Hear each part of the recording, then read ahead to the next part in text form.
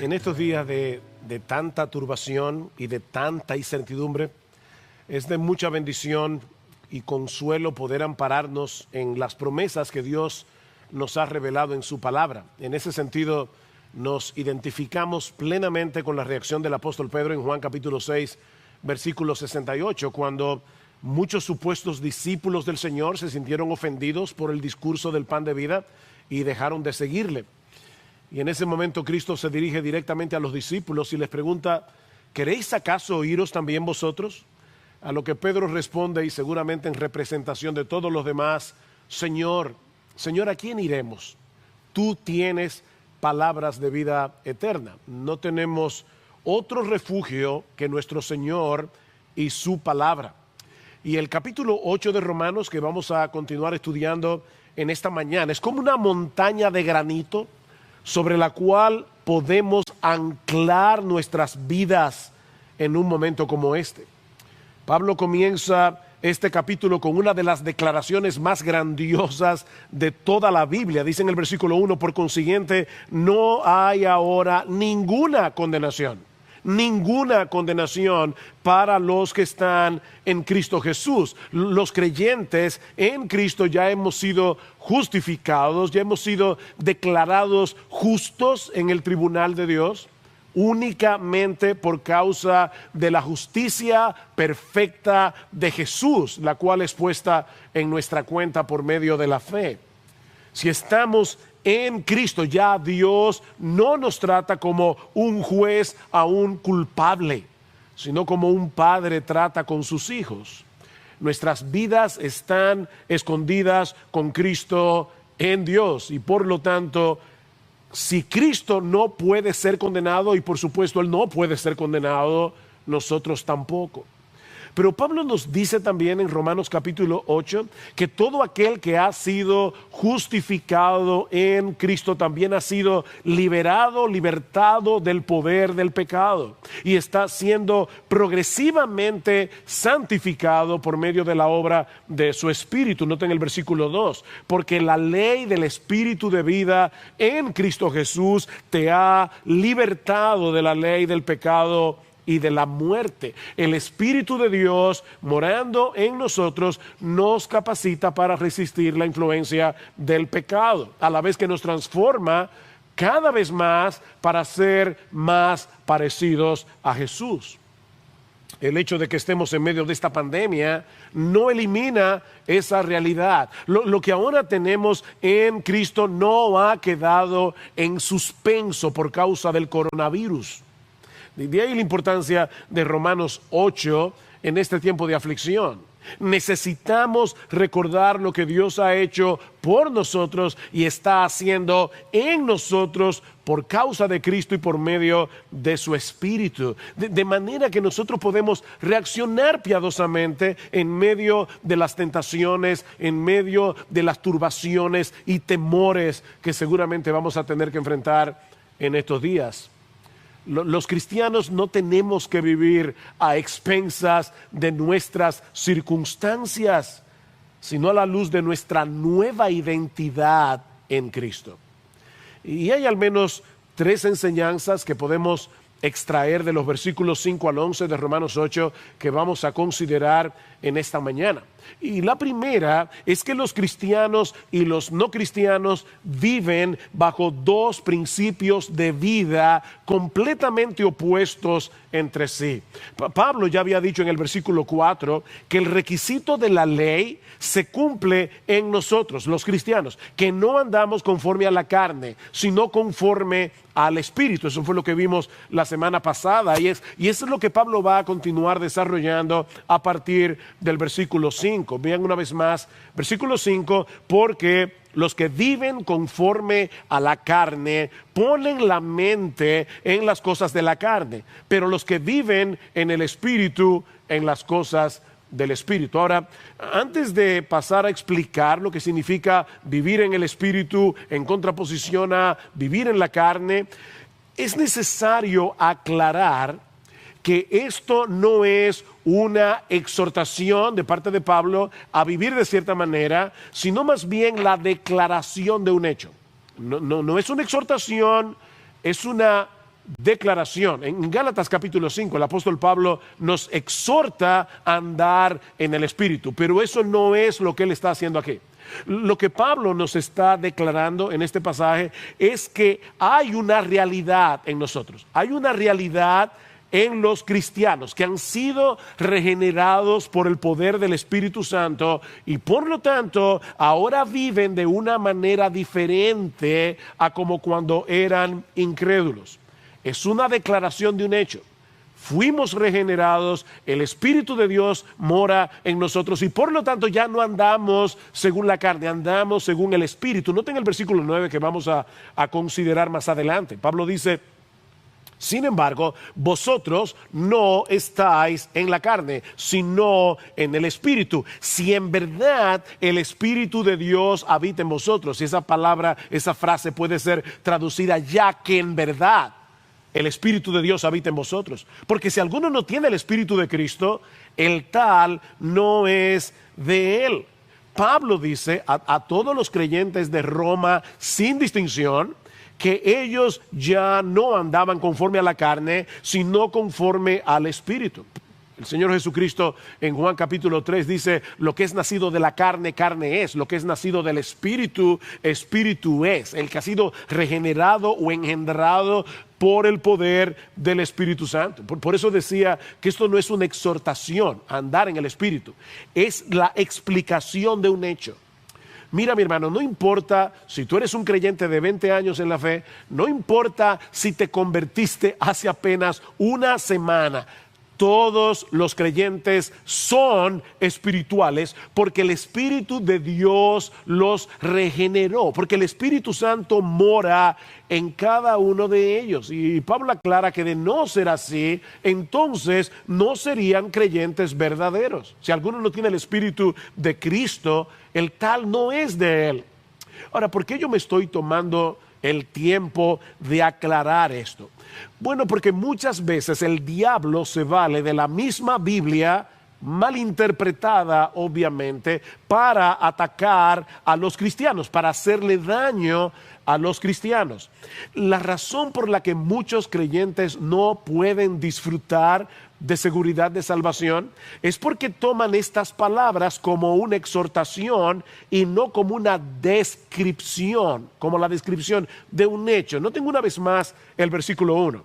Por consiguiente, no hay ahora ninguna condenación para los que están en Cristo Jesús, los que no andan conforme a la carne, sino conforme al Espíritu. Si tomamos esta segunda mitad del versículo 1 como si fuera una exhortación, entonces lo que Pablo está diciendo es que no hay ninguna condenación para los cristianos que viven de cierta manera, los que no andan conforme a la carne, sino conforme al Espíritu. Pero eso es completamente contrario, eso es completamente opuesto a la bendita y preciosa doctrina de la justificación por la fe sola. La razón por la que los cristianos ya no son condenados es por el hecho de estar en Cristo, unidos a Él por la fe. Y esos que están unidos a Cristo por la fe son descritos en los versículos 4 y 9 de Romanos 8 como aquellos que no andan conforme a la carne, sino conforme al Espíritu. Son los incrédulos los que viven conforme a la carne, es decir, siguiendo los impulsos de su naturaleza pecaminosa. Eso es lo que significa vivir en la carne, estar en la carne, vivir conforme a la carne. Pablo está describiendo aquí un estilo de vida caracterizado por el dominio del pecado. Estas personas viven conforme a la carne porque no tienen al Espíritu Santo en ellos.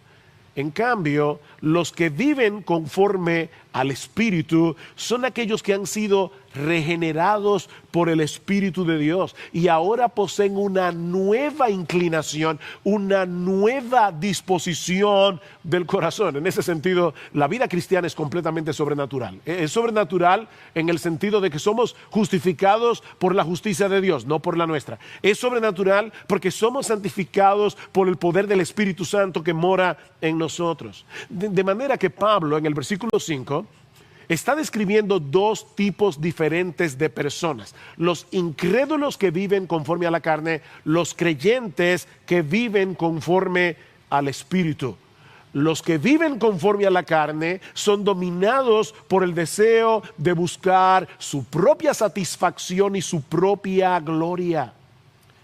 Puede ser que algunos sean moralistas y decentes, otros serán abiertamente depravados, pero el impulso que los domina es el mismo, el egocentrismo y la enemistad contra Dios. Esa es la mentalidad, dice Pablo, que caracteriza a los que viven conforme a la carne. Ellos ponen su mente en las cosas de la carne. Su pensamiento es completamente terrenal y sus ambiciones son terrenales. Pensemos por un momento en un individuo religioso que, a pesar de su decencia y de su religiosidad, no quiere aceptar el Evangelio. ¿Por qué rechaza el Evangelio si supuestamente es una persona religiosa, es una persona decente? Porque aceptar el Evangelio sería reconocer su propia impotencia para salvarse. Sería reconocer que necesita recibir como un regalo la justicia que Dios nos ofrece en el Evangelio, la justicia de nuestro Señor Jesucristo. ¿Se dan cuenta? El Evangelio le da toda la gloria a Dios. Las religiones humanas le dan toda la gloria al hombre. De manera que no importa si el incrédulo vive una vida moral o licenciosa, lo que mueve tanto a unos como a otros sigue siendo el amor a sí mismos y no el amor a Dios y su gloria. Pero los cristianos viven en el Espíritu, en el sentido de que ahora son dominados por una nueva motivación y por un nuevo deseo que antes no tenían de obedecer y glorificar a Dios. Y es verdad, mis hermanos, que en ocasiones vamos a comportarnos de una manera que no es del todo coherente con los deseos del Espíritu, porque todavía no hemos sido glorificados. Todavía el pecado mora en nosotros. Pero el cristiano verdadero se reconoce y se caracteriza porque él sigue luchando. Él sigue luchando. Y cuando se da cuenta de que ha sido vencido por el pecado, se arrepiente y vuelve al campo de batalla. Porque el principio dominante que lo rige es espiritual. Es por eso, mis hermanos y hermanas, que nosotros no podemos evaluar la vida de un cristiano por momentos particulares, sino por lo que esa vida evidencia como un todo. Es como el curso de un río que desemboca en el océano. Puede que tenga desviaciones aquí o allá, pero si tú pudieras verlo desde arriba, ver el curso completo del río, te vas a dar cuenta claramente de hacia dónde se dirige. Bueno, lo que estamos diciendo es que la vida del verdadero cristiano, regenerado por el Espíritu, con el Espíritu morando en él, eso es un verdadero cristiano. Bueno, la vida del cristiano se dirige hacia Dios y hacia su palabra en sentido general, porque ahora vive conforme al Espíritu. Y en la misma medida en que se alimente de las Escrituras, en la misma medida en que fortalezca su comunión con Dios, será cada vez más ampliamente dominado por esos deseos del Espíritu. De manera que solo hay dos grupos de personas en el mundo, solo dos: los que andan conforme a la carne y los que andan conforme al Espíritu. Los creyentes y los incrédulos. Eso es básicamente lo que Pablo nos enseña en el versículo 5. Y los resultados que cosechan cada uno será también completamente opuesto entre sí. Vean una vez más los versículos 6 al 8. Porque la mente puesta en la carne es muerte, pero la mente puesta en el espíritu es vida y paz. Ya que la mente puesta en la carne es enemiga de Dios, porque no se sujeta a la ley de Dios, pues ni siquiera puede hacerlo. Y los que están en la carne no pueden agradar a Dios. ¿Se dan cuenta el contraste que Pablo nos está presentando aquí? Es un contraste muy marcado.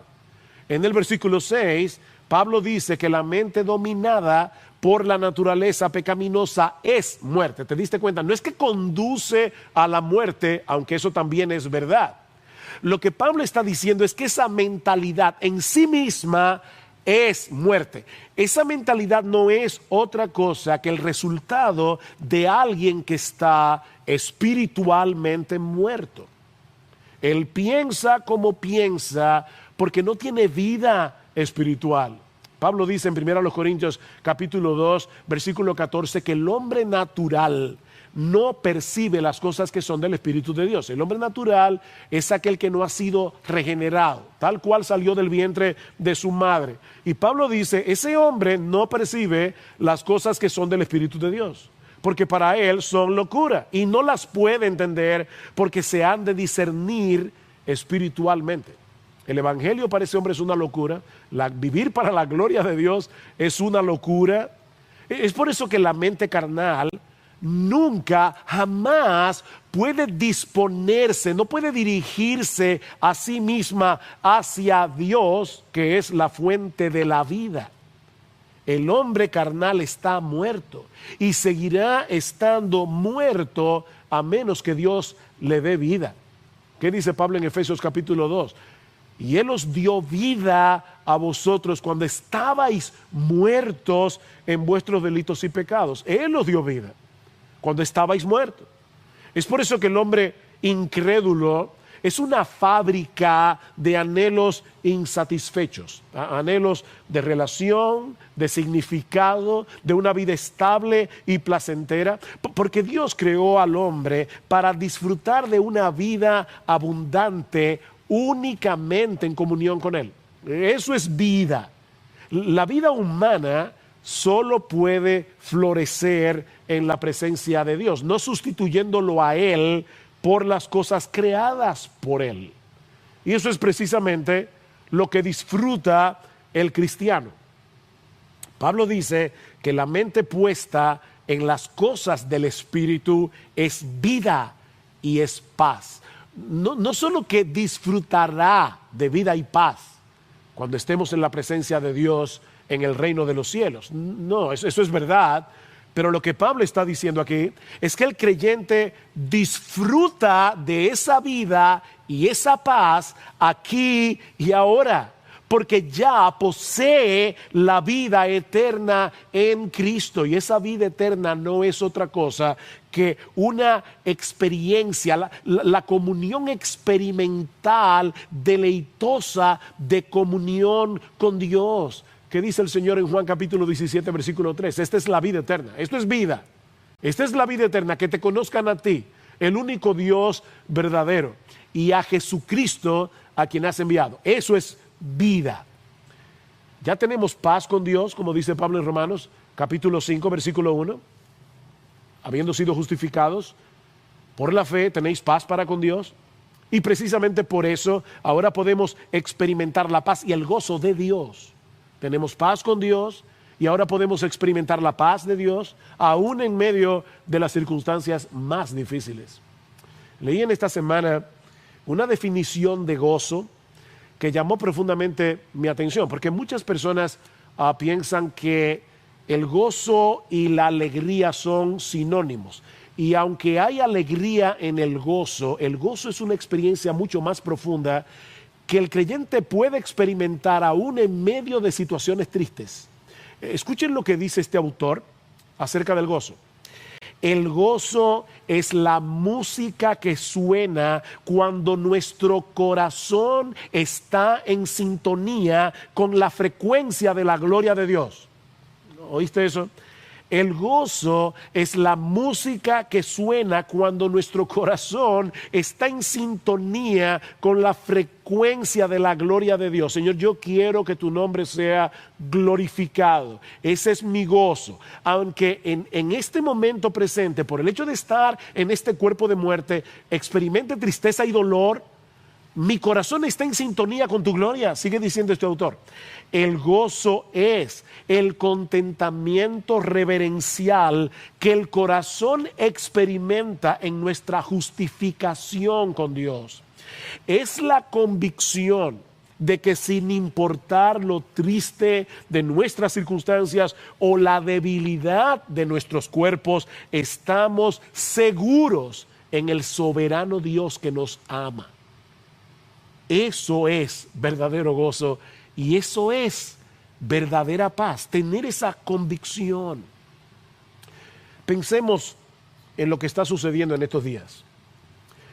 Todos tenemos que luchar con el temor por causa de la pandemia, pero solo el creyente tiene la plena certeza de que está bajo el cuidado paternal de Dios, de que todas sus promesas son nuestras por causa de Jesús y de que Él usará todas las cosas, incluyendo el coronavirus, para seguir moldeándonos a su imagen. Tener esa mentalidad, eso es gozo y es paz.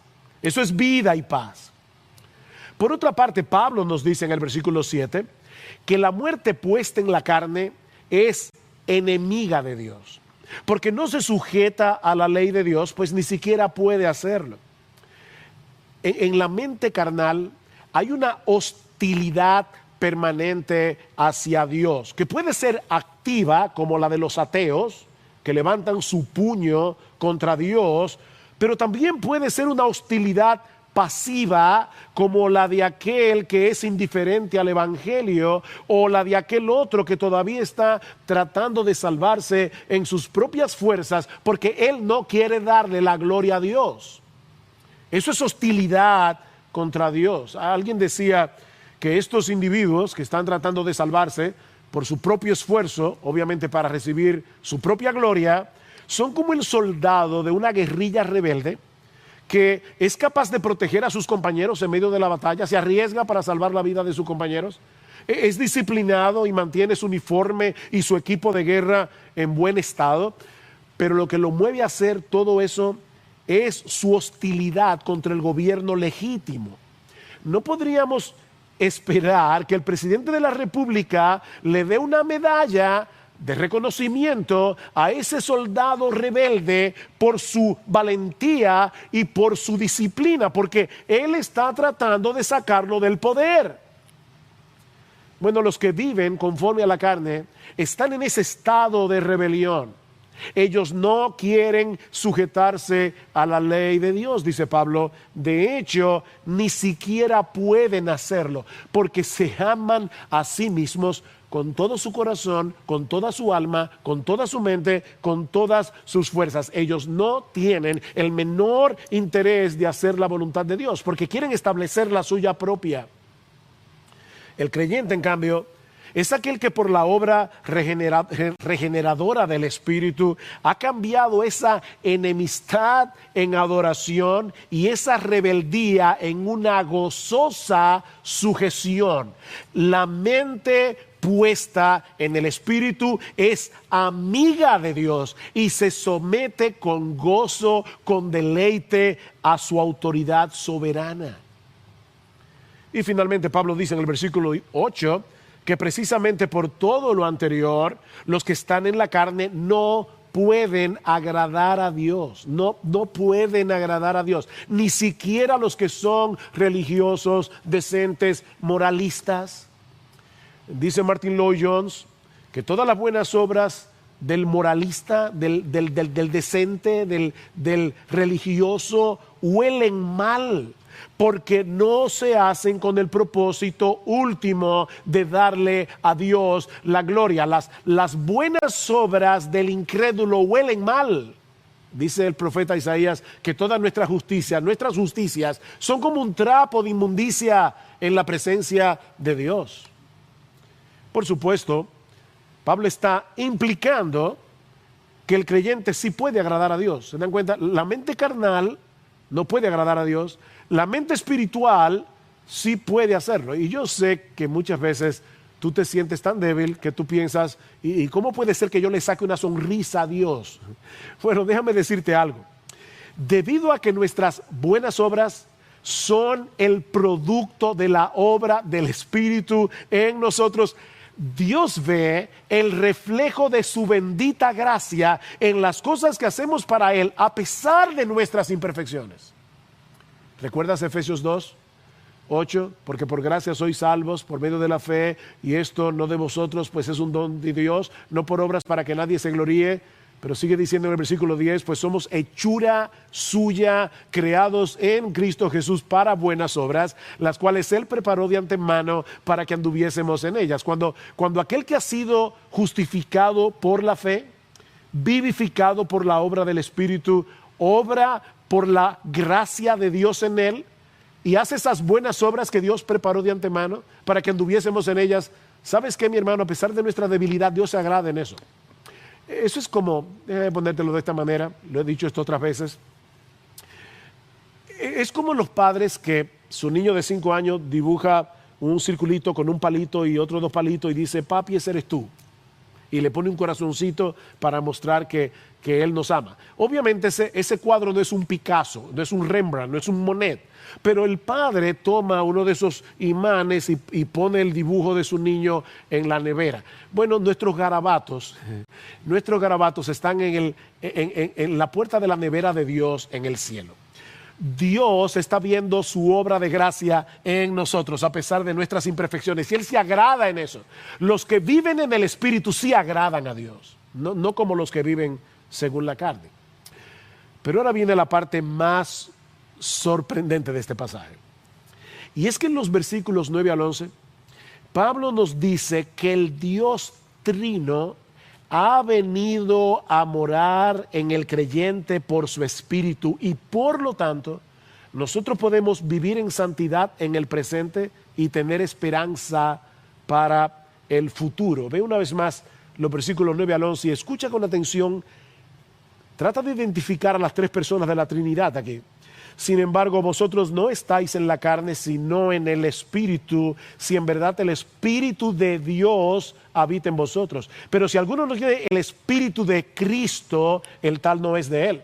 Y si Cristo está en vosotros, aunque el cuerpo esté muerto a causa del pecado, sin embargo el Espíritu está vivo a causa de la justicia. Pero si el Espíritu de aquel que resucitó a Jesús de entre los muertos habita en vosotros, el mismo que resucitó a Cristo Jesús de entre los muertos, también dará vida a vuestros cuerpos mortales por medio de su Espíritu que habita en vosotros. Si leíste o escuchaste estos versículos con atención, te habrás dado cuenta que Pablo ha mencionado aquí a las 3 personas de la Trinidad morando en el creyente. En el versículo 9 dice que el Espíritu de Dios o el Espíritu de Cristo mora en nosotros. En el versículo 10 dice que Cristo mismo mora en nosotros, y en el versículo 11 dice que el Espíritu de aquel que resucitó a Jesús de entre los muertos, es decir, el Padre, también habita en nosotros. Mis hermanos, esto es un misterio que jamás podremos entender del todo de este lado de la eternidad. Pero déjame decirte algo. El hecho de que no podamos entenderlo completamente no quiere decir que no podamos gozarnos en lo que Dios nos ha revelado de este misterio, que no podamos gozarnos en la realidad de que el Dios Trino mora en nosotros. Eso es lo que el mismo Cristo prometió a sus discípulos en Juan capítulo 14. Recuerda, los discípulos estaban tristes porque Cristo les había anunciado su partida y el Señor les dice: no se turbe vuestro corazón, creéis en Dios, creed también en mí. En la casa de mi Padre muchas moradas hay. Y luego dice: voy pues a preparar lugar para vosotros. En la casa de mi Padre hay muchas moradas. Pero más adelante, en el versículo 16, Cristo dice: y yo rogaré al Padre, y os dará otro consolador, para que esté con vosotros para siempre, el Espíritu de verdad, al cual el mundo no puede recibir porque no lo ve ni le conoce, pero vosotros le conocéis porque mora con vosotros y estará en vosotros, así que no os dejaré huérfanos, vendré a vosotros. Y Cristo no está hablando allí de la segunda venida, Él está hablando de su venida en el Espíritu Santo. Pero ahora escucha, versículo 23, Juan 14. El que me ama, mi palabra guardará, y mi Padre le amará, y vendremos a él y haremos morada con él. Esta es la misma palabra del versículo 2. En la casa de mi Padre muchas moradas hay. De manera que lo que el Señor está diciendo aquí es que mientras estemos en este mundo, en nuestro camino a la morada del Padre, Dios traerá esa morada a nuestro corazón. El Dios Trino mora en nosotros. Mis hermanos, esto es un privilegio tan y tan grande. La Santísima Trinidad en una forma misteriosa, pero profundamente real, ha hecho de cada cristiano un templo. Eso es un gran privilegio y al mismo tiempo es una gran responsabilidad. Pablo dice en 1 Corintios capítulo 6, versículos 19 y 20, ¿o ignoráis que vuestro cuerpo es templo del Espíritu Santo, el cual está en vosotros, el cual tenéis de Dios, y que no sois vuestros, porque habéis sido comprados por precio? Glorificad pues a Dios en vuestro cuerpo y en vuestro espíritu, los cuales son de Dios. ¿Y cuáles son las consecuencias de esa morada de Dios en nosotros?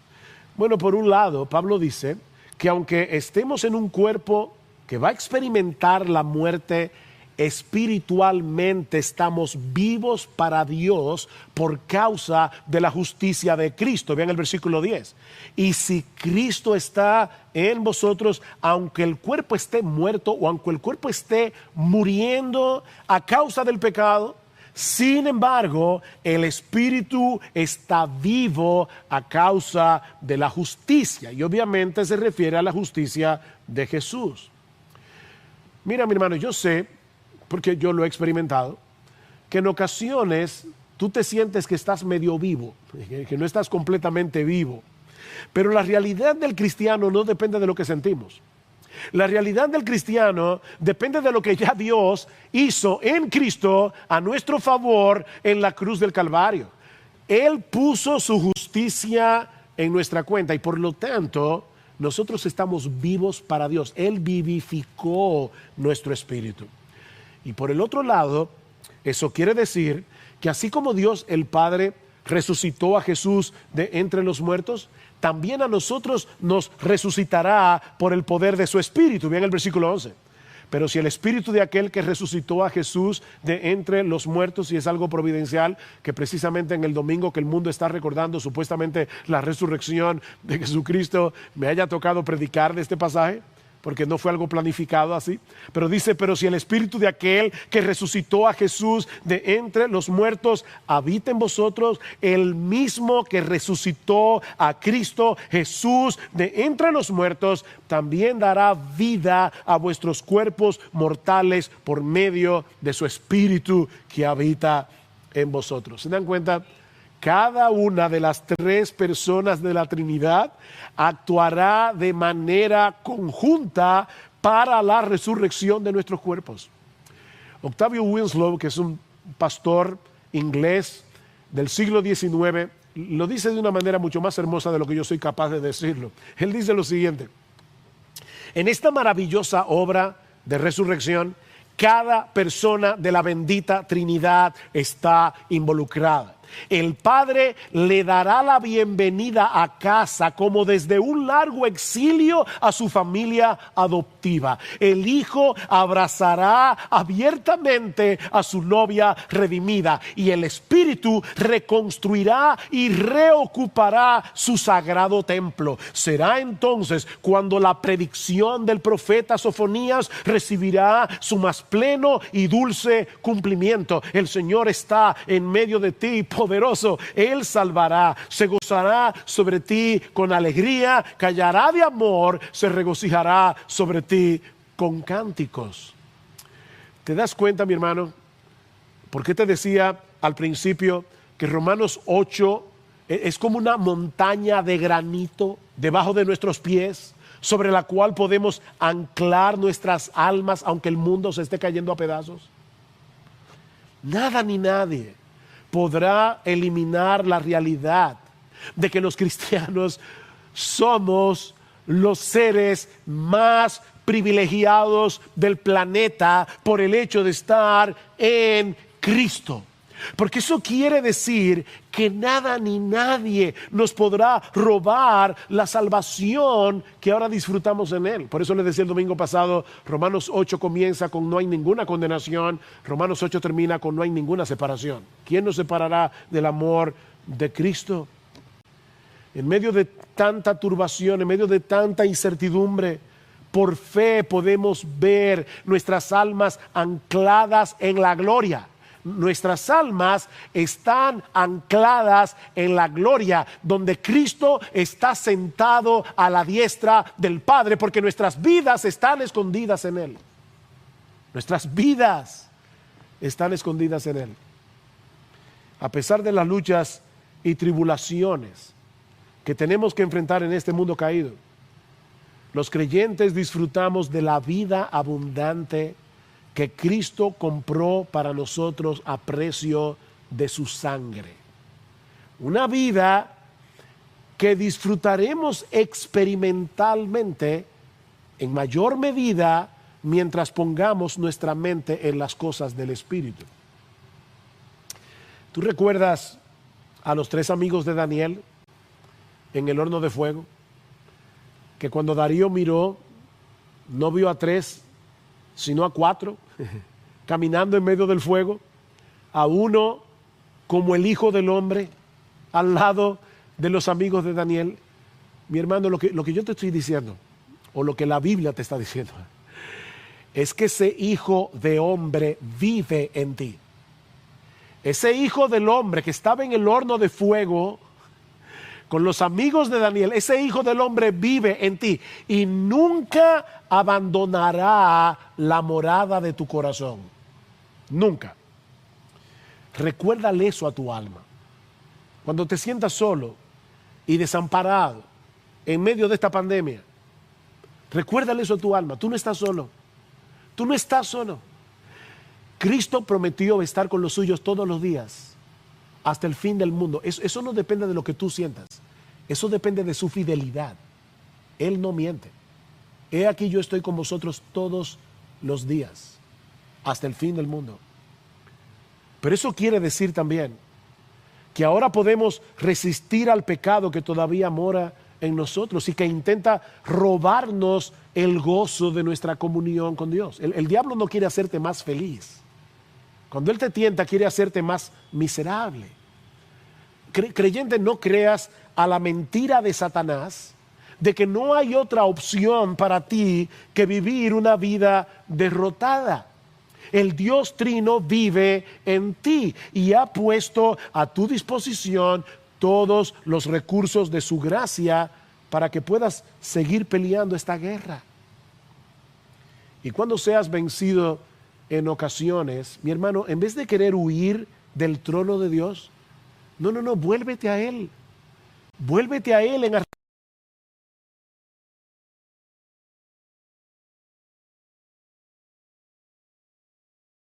arrepentimiento y fe, recordando que ya todos tus pecados fueron perdonados por causa de Cristo. Eso no lleva al verdadero creyente a tomar su pecado a la ligera, todo lo contrario.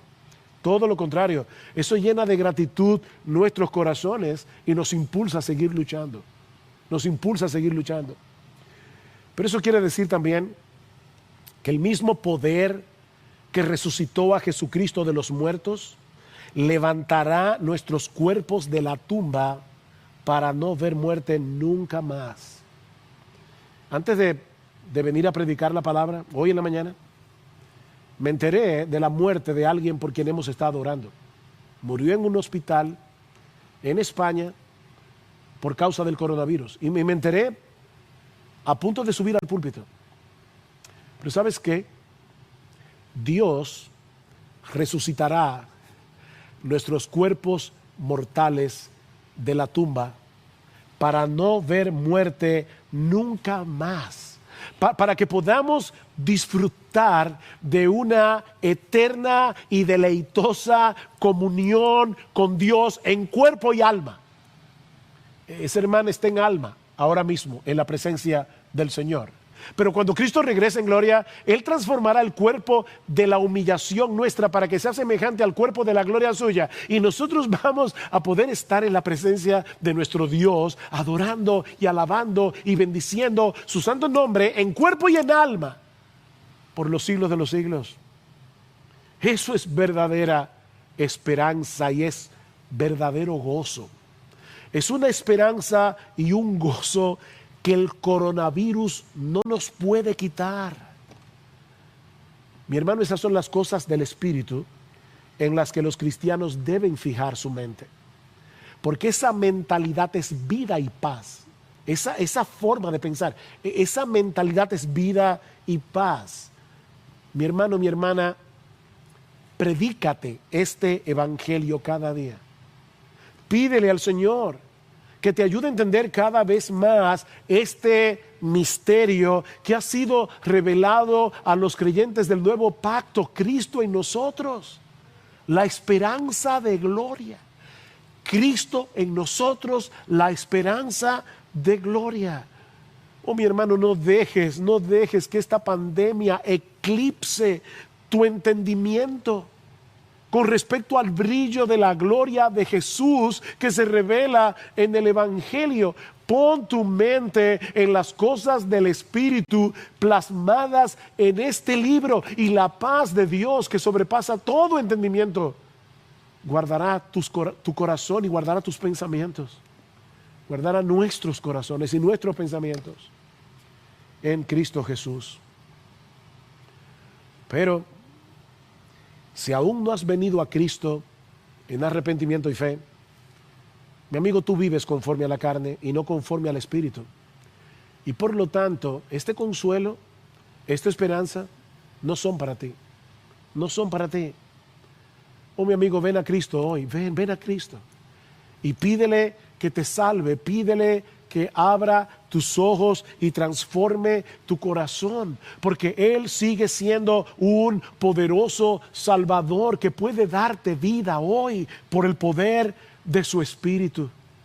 Pero tienes que abandonar toda tu confianza en lo que puedas lograr por ti mismo para confiar únicamente en Él y en lo que Él hizo a favor de pecadores, muriendo por nosotros en una cruz. ¿Y sabes qué? Dios honrará su palabra perdonando todos tus pecados y dándote hoy por la fe gratuitamente, por gracia, el don de la vida eterna en Cristo.